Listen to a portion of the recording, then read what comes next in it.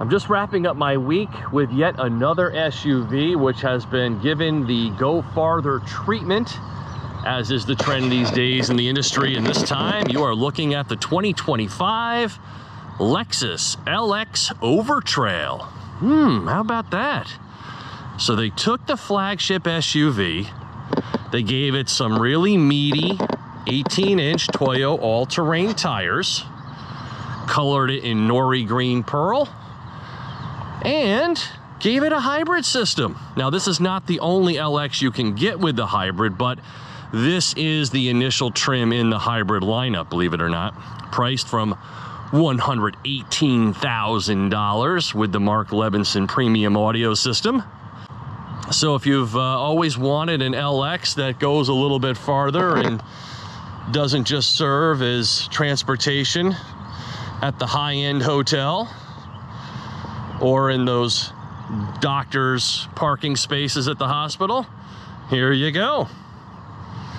Now, if you've been watching my videos through the years, you know I've been, fairly critical of the LX. Never been a big fan. And a lot of you have let me know in the comments section about how I just don't understand reliability. And that's what the LX is all about.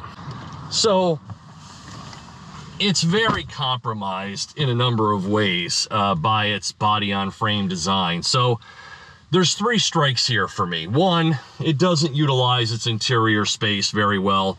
The cargo area is a joke, much like in the Sequoia. I'll show you that in just a second. Secondly, it doesn't drive or ride particularly well on-road or off-road. It does have a variable suspension, automatically adjusted, and you can raise the suspension up and down, even though it doesn't have air. It's using hydraulics, which is also interesting. But the ride, no matter where I go, does not impress me. It's very wallowy and it feels heavy. Even when you put it up into the higher sport modes, though the hybrid system itself is quite powerful and energetic and kind of exciting at 457 combined horsepower, it just doesn't do it for me. I don't quite understand the appeal. So let's start it up. And then, oh yes, we were talking strikes, right? So there has to be a third one.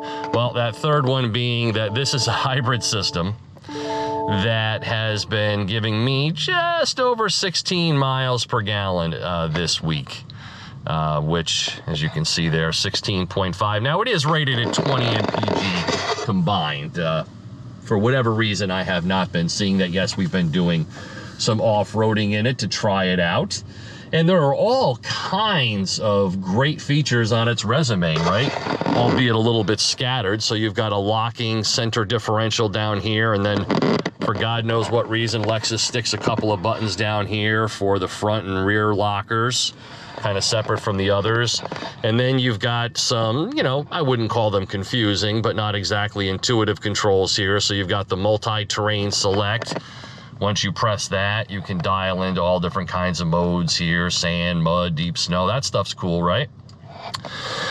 Or you can keep it in the on-road drive modes, and you can go into a Sport S or Sport S Plus modes.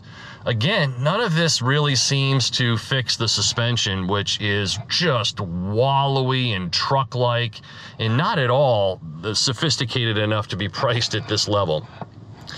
And then you've got your hill descent control and your crawl mode. So it's got all of those goodies, right? I can raise the suspension up and down, or the body up and down right from here, and it will automatically, settle down when you get in and out. It's got all of those features.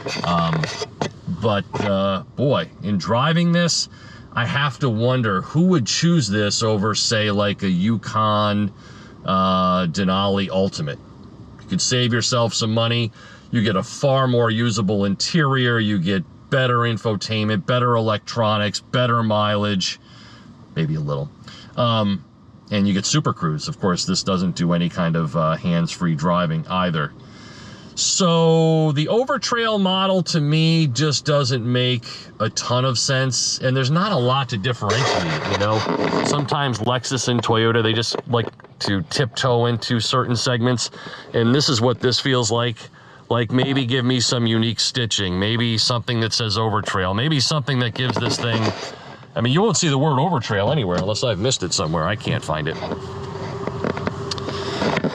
Now, this one does have a lot of features, don't get me wrong. I mean, it's got the luxury credentials in terms of massaging seats and that sort of thing, but the Toyota Infotainment is a dud, big time dud, and it feels even worse in a high-priced vehicle like this. It's got the 2-screen system here. This bottom screen, fairly useless, does a lot of climate control stuff and a few other things, but it feels kind of superfluous.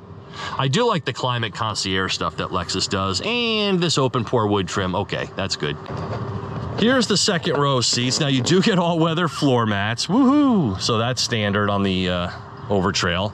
And then the hybrid batteries down here. You do get a sunroof, but no pano roof at this price? It's kind of interesting. The leather's nice and soft. Got a big hump in the middle here, so not super useful for 3 across, but it does seat 7 technically. Got the sunshades on the window. The Mark Levinson premium audio system, very nice. But here's the problem, of course, and we all know about this if you've been watching my reviews of, say, like the Sequoia and this one back when it was first redesigned a few years ago. I mean, look at this goofy thing. So there's no place to put this third row seat. It doesn't fold under. So it sits here awkwardly. It takes up gobs of space. And even though these seats do power fold from here, this is just not, as they would say, efficient. And if you're traveling, you know, like, let's pull these seats up, shall we? You're gonna see here that there isn't much room behind this row. So, yeah, like almost none. Now, it does have a little locking panel right here. This is kind of interesting, where you can kind of make this little shelf and lock it into place. I mean, I guess, with a little bit of storage underneath, but yeah. So that's an L for Lexus right there, and definitely a W for basically any of its competitors. So in summary, Lexus Overtrail, slightly more adventurous off-road. It's got the resume, but it doesn't excite on-road or off-road or visually or in the cabin, and it's not packaged well and not particularly efficient for a hybrid. So why would you? I have no idea. But here it is, folks. The Nori Green Pearl paint might just be the best part of the whole thing. For Test Drive Now, I'm Steve Hammis.